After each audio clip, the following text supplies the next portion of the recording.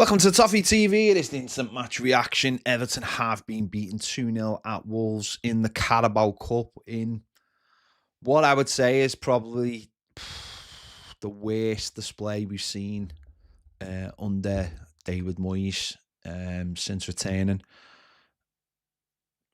Yeah, it was it was awful, wasn't it? It was absolutely awful.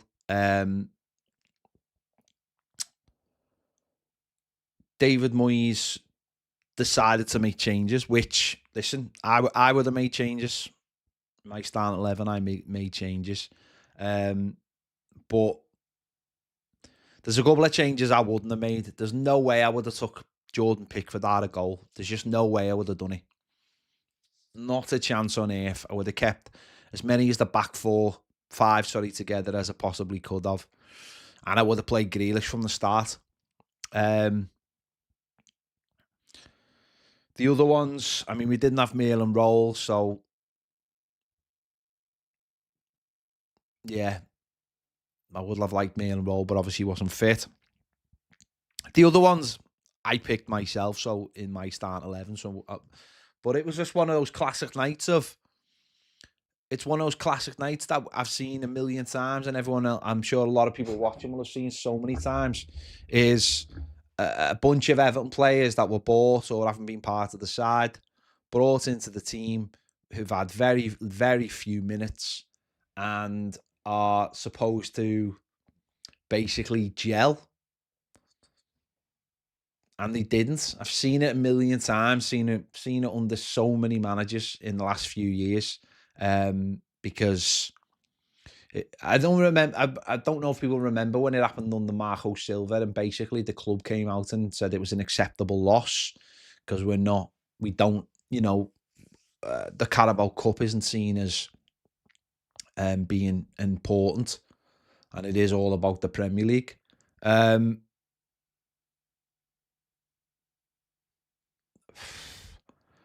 Yeah. It felt like that tonight. It felt like a bit like David Moyes. I mean, I'm sure he wasn't. I'm sure he's absolutely fuming. But I suppose this is like a knock-on effect, I think, for when you're buying players late. When you buy players late in the window, and then you're don't give them chances on the pitch. I mean, McNeil's, what's he been involved in this season? A little bit against Brighton. Diblin played his first Premier League minutes at the weekend. 7 minutes? Timmy Abudu has started games. Carlos Alcaraz has had a few minutes. Barry started a game. Obviously, Seamus Coleman played in the last game in the Carabao Cup, and Travers has only played in the Carabao Cup. And it's hard, isn't it? It's hard to have players who are going to gel together that quickly, and you could see it. It's like playing a bunch of strangers with each other, and it showed. And, listen, Wolves didn't do too much, but the goal he got was garbage, really. The lad is allowed to get a shot off because Jake O'Brien's the wrong side.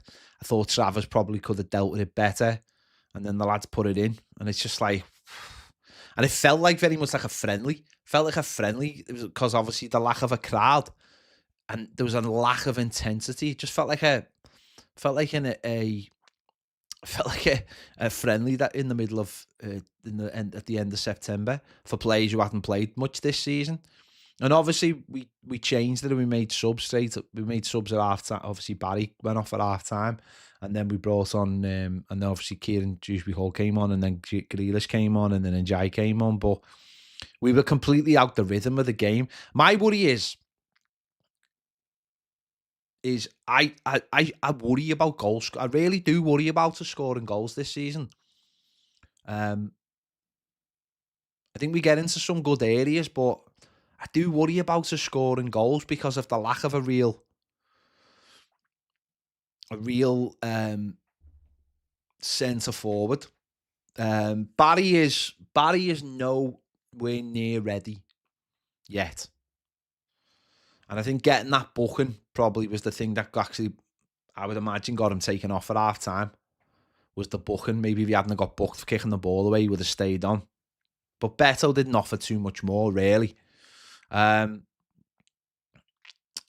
I do worry about scoring goals. Yeah. I look at a team like the Wolves, and they've scored 2 goals out of absolutely nothing. And yet we have loads of the ball, and we're knocking it around the edge, and obviously Grealish and Njai get themselves in good areas, but their keepers had to make 1 save tonight, and that was from a Michael Keane header from a throw. He hasn't had to do anything else. And that's a big worry for me, that. League, whether it be the League Cup or in the Premier League, I am worried about us scoring goals with not having an effective centre forward on the pitch.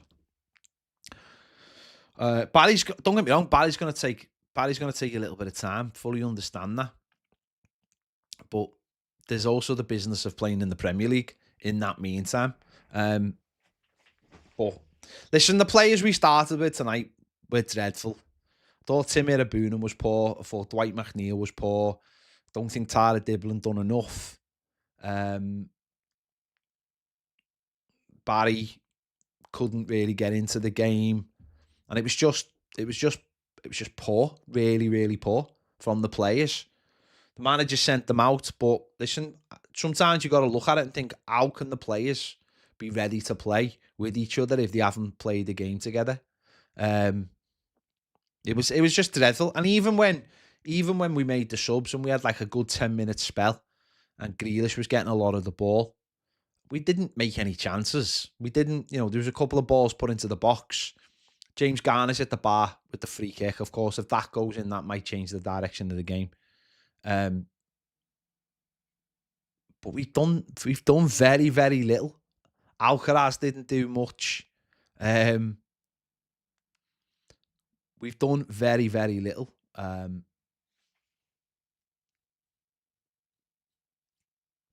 it's. As I said before, listen, I might start 11. I advocated for playing a few of the bench players because they need games, they need minutes on the pitch, and that's because they've had very few minutes on the pitch so far this season because David Moyes is really reluctant to make substitutions. That has to change, I think, as we, it's got to start changing that. People have got to start getting on the pitch earlier. Moyes has got to start trusting players. Now he'll turn around and go, well, how can I trust players if they're the performances? But I think he does have to start rolling the dice and giving players opportunities off the bench a lot earlier.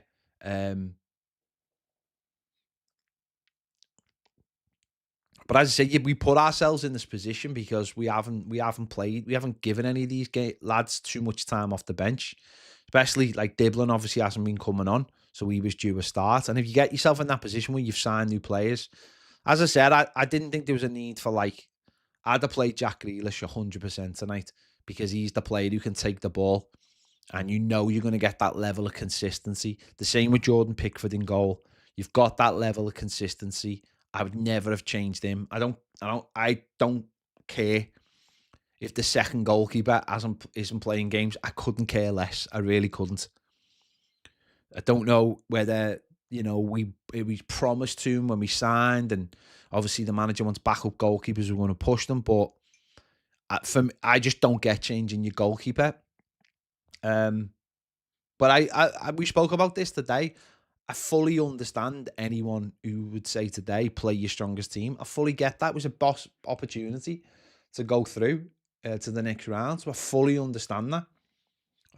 For me, we had to play a few, as I said, but one of them would have been Mail and Roll, and he wasn't available. Can you play as a Sagana Gay every game? No, you can't. And then even on the bench, Asnu didn't even play. Doesn't even get on the pitch. You're looking at some of the signings, and it's a bit players are going to need opportunities to play.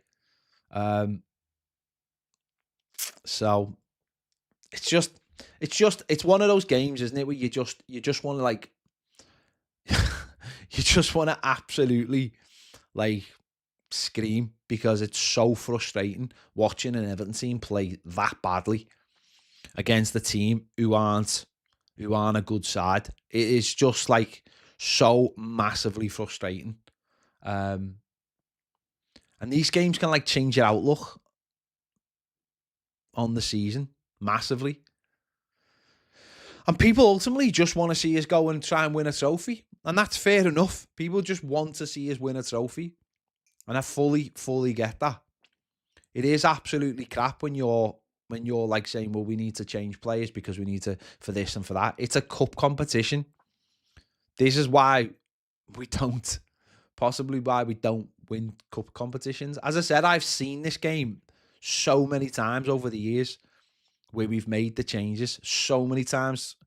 Fulham away, Swansea away, Norwich at home. I've seen so many of these games where we've made mass changes. There's another one under Silver that we lost. Can't remember who it was. I've just seen this game so many times. And it's just absolutely shite. It's the only word, isn't it? It is absolutely shite.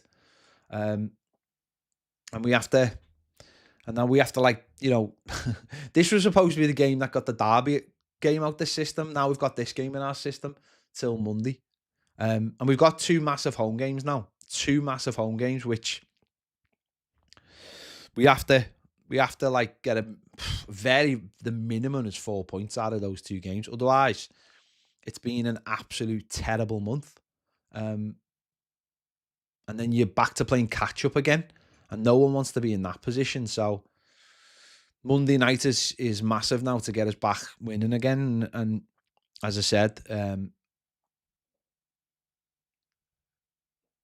you've yeah, it's just so frustrating. It really is. It's so frustrating. Even with I'll be honest, right? Even with the changes, I thought we'd be better tonight. I thought the players who come in would have a little bit about them. I really did. I thought he'd have a little bit about them. But and they, like as I said, Iraboonham and McNeil, who've played plenty of games for Everton, were so off it. It's unbelievable. They were so off the level. It was really poor. And like Iraboonham's started games in the Premier League this season. So to be at that level, like that's not good for him in terms of like being a squad player at all. So yeah. And as you know, I know Dwight McNeil hasn't had much game time, but I've seen plenty of players play for other clubs who are experienced, who just come into the team and get on with it. And that's that's the drop off. I mean, the likes of Tyler Dibblin, that's his first start for Everton. I get it. Carlos Alcaraz, who's played enough minutes this year for Everton, so off it. So, as I said, I'd definitely have started Pickford and I'd definitely have started Grealish. There you go. Crap. Anyway, default setting, isn't it, with Everton? It does seem like a default setting. We have to get ourselves in a position where we bring in players earlier. The players I've got plenty of minutes before we get in these games. And when we're making changes, the players have already played plenty of minutes. So that they don't look like strangers. And that's the main thing. Those players looked like strangers tonight, and that's the major frustration.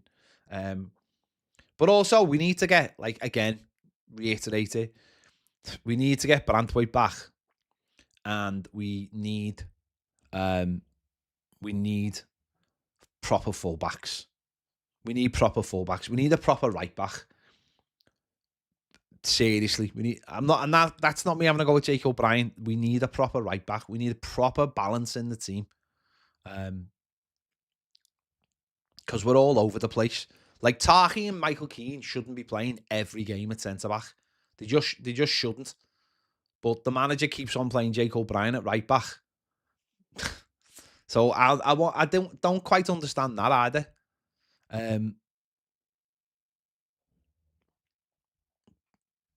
But you can't do everything in one window. I get that.